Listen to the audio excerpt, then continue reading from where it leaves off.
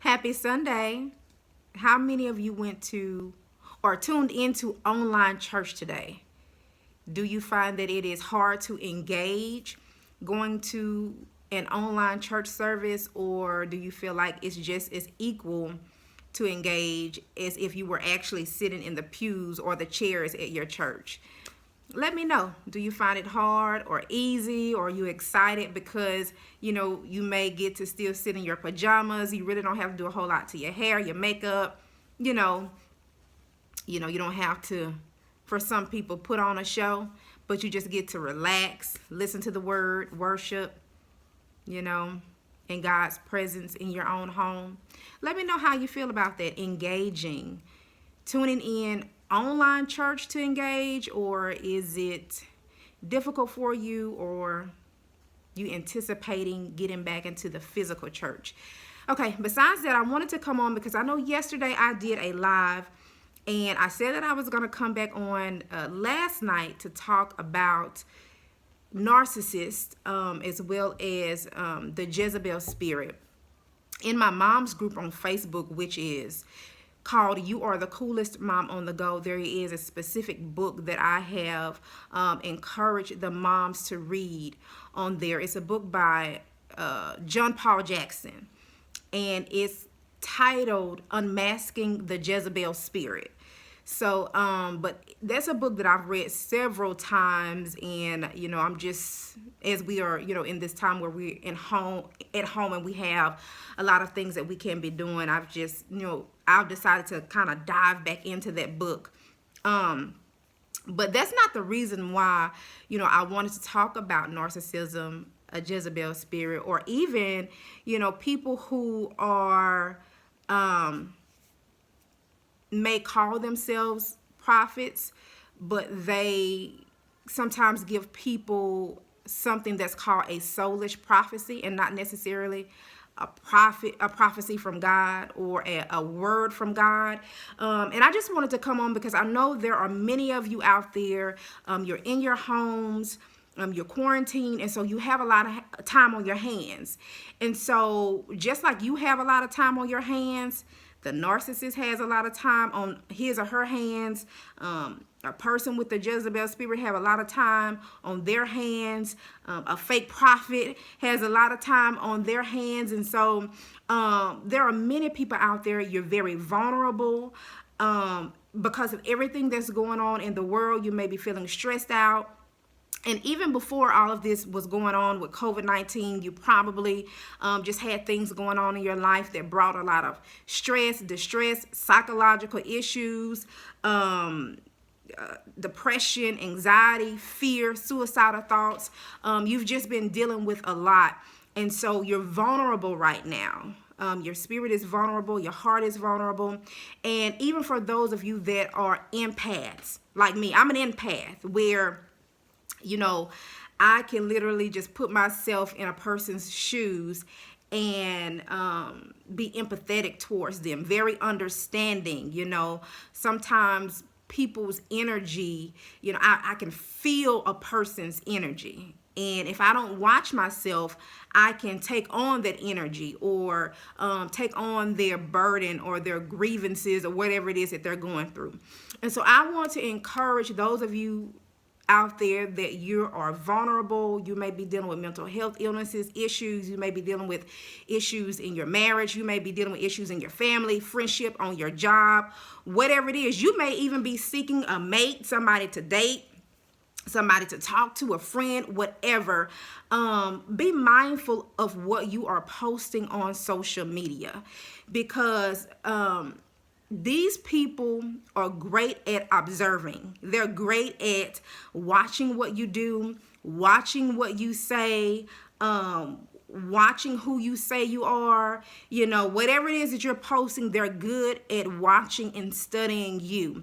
And what they'll try to do is strike on your emotions at a time where they feel that you are most vulnerable. Okay? And so, just like if you're a woman where You're always talking about how you're feeling alone, or how you wish you had a man, or, you're always posting, body pics. And I'm not saying that there's anything wrong with being proud of your body. I'm not saying that there's anything wrong with posting your pics. My girl, post your pics as much as you want to, but just know that whatever you're saying and whatever you're putting out there, people are watching it. There are narcissists. There are fake prophets and people with a Jezebel spirit. And you may be wondering, well, what is a Jezebel spirit? I'm just going to give you a small definition. But if you would like to go back and read that book that I talked about earlier, hey, do it by all means. If you are a person that likes to read on your Kindle, I think the book is just about $5 and it will download on your Kindle. But somebody with a Jezebel spirit is somebody that's very controlling, manipulative. They'll do anything to get what they want out of you or from you. They will try to kill you emotionally, mentally, spiritually, financially, and some of them are even crazy to try to kill you physically. Okay? So, I'm trying to go back to my thoughts of what I was saying before I gave you that definition. But people are watching you. So you may, again, going back to the scenario about the woman, you may be somebody, you're posting your picture, you're talking about how lonely you are, how you want a man, you want a husband, you want this, and that. And you're attracting, or you're giving a space to a person with a narcissistic mind or heart or spirit that is going to try to prey up on your desires. And then next thing you know, they're in your inbox, they're telling you how beautiful you are. They're telling you all of these things to try to draw you in. Even people who are, they may jump in your inbox with a word from the Lord, because basically what they have done is maybe there's something that you've posted on social media, and so they feel that that is a way that they can connect with you. And then next thing you know, they're in your inbox telling you the word of the Lord is this, or God told me to tell you this. But when really what it was in actuality is that they've read your Facebook post, and now they're trying to align whatever prophecy they have or word from the Lord they have with your Facebook post, and then inbox you as if they had a word from the Lord, when really what word they had was what you posted. And they're trying to get on the inside of your heart, so that they can either weigh on your emotions, take advantage of you. They're trying to get in some form or fashion, is what I'm trying to say. And it's not to do good, but it's to do harm. But they will come as if they are good. They will come as if they are light, but it's actually, those are my babies. Close the door, sweetie. But it's actually, in their heart, their intention is to do you harm, but they're coming in with these good words and good terms and stuff like that. And even, a person with a Jezebel spirit, they may see that you're grieving, or maybe you just lost a mom or a dad or whatever. And so, or a sister or a friend or whatever. And so what they can try to do is maybe come in and pretend as if they're stepping in that role of that individual that you just lost. And, get into a wedge of your, your personal affairs and into your home before you know it, and tear some things up. So be careful about who's dropping in your inbox or who's calling your phone, people that you hadn't heard in forever. They're calling you, they're texting you, they're emailing you, they're inboxing you, random people that you don't know inboxing you, or even people that you do know that don't have no kind of boundaries in their own life, trying to step in and pretend as if they have good intentions when their intentions are not. And so how are you able to recognize that? So this is why it's so important for you to have self-awareness. This is why it's so important for you to know who you are. This is why it is so important for you to know your purpose. Because when you know who you are, when you know your purpose, when you are in tuned with God in your life, yes, you're going to make some mistakes, but you're not going to keep making the same mistakes over and over. You're not going to, there's going to be a red flag that's going to go off on the inside of you about these people that's coming in talking about they love you, or they got a word for you, or they want to be your friend, or they want to be whatever it is to you. There's a red flag that will go off on the inside of you. God has given us all intuition, okay?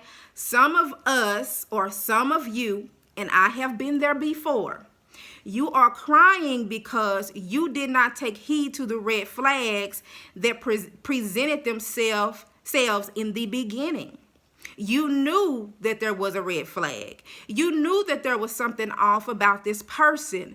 However, because you didn't want to seem mean, or because you really wanted a man or a woman or whatever it is, or because you really were grieving and you needed somebody to encourage you and hold on to you, you ignored the red flags.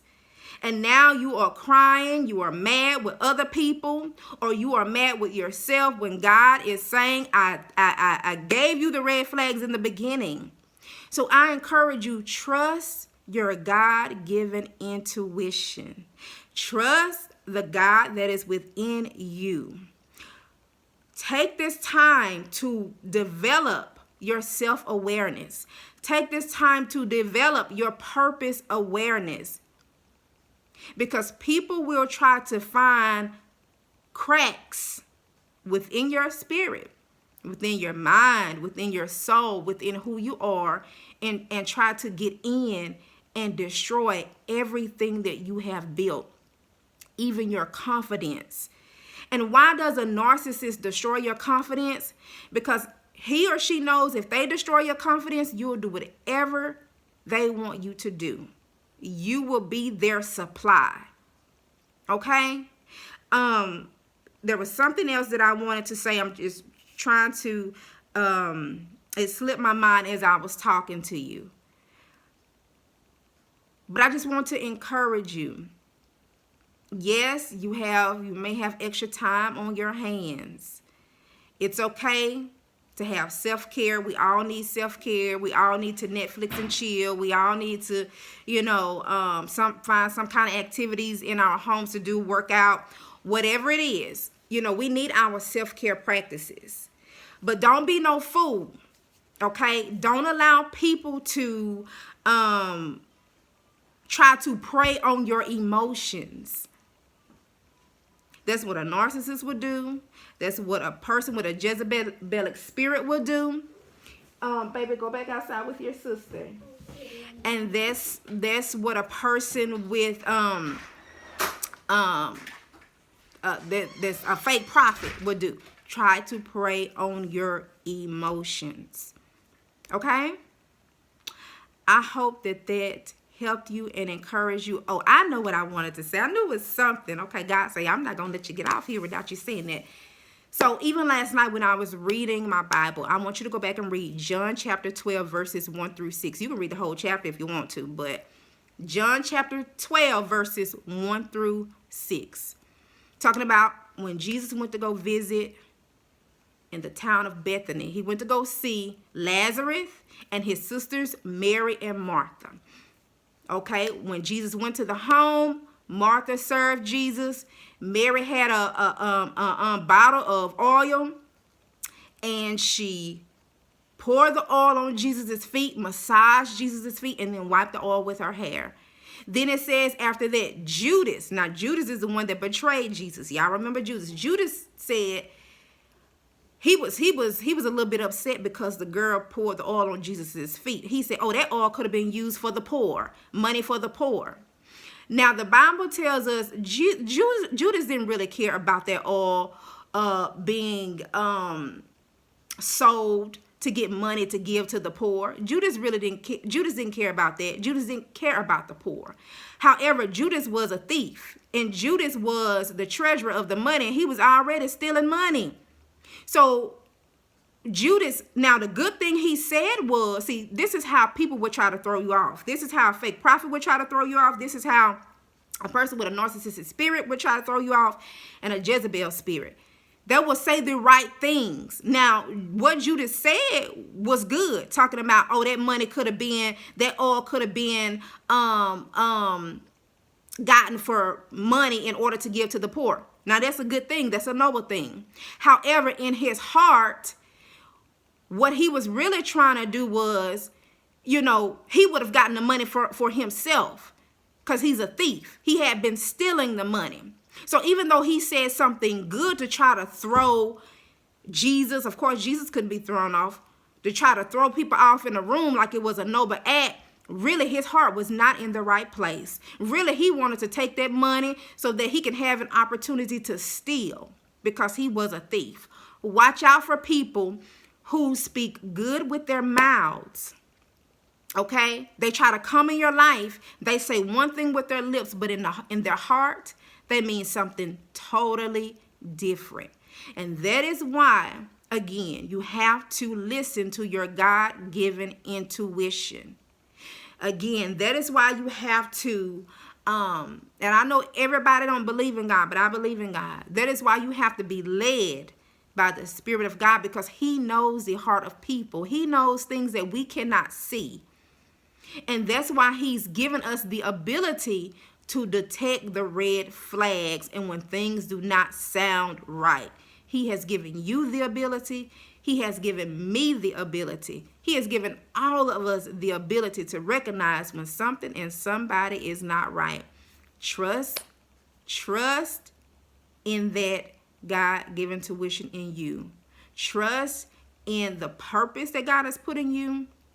Trust in that self-awareness that he has put in you. Okay? So that you don't wind up hurt. Of course, we're going to go through things in life, but so that you don't have to go through unnecessary pain that you didn't have to go through in the first place. Okay? All right. Well, y'all have a great Sunday. I am going to go get me something to eat because I have not eaten today, and do some things with my children. You guys have a great day. Again, if you need mental health and support coaching, go to my calendar link in my bio. Y'all, we're not just talking about mental health. I'm not just talking about mental health with y'all as a coach, but I do believe that you have to have your mental health in order and taken care of and working on it in order to be successful in your life and in your purpose. So, go to the link in my bio. I do an 8-week coaching program, or I can do a 1-day power call with you, encouraging call. I also do group coaching as well. You guys have a great Sunday. I'll talk to you later. Bye-bye.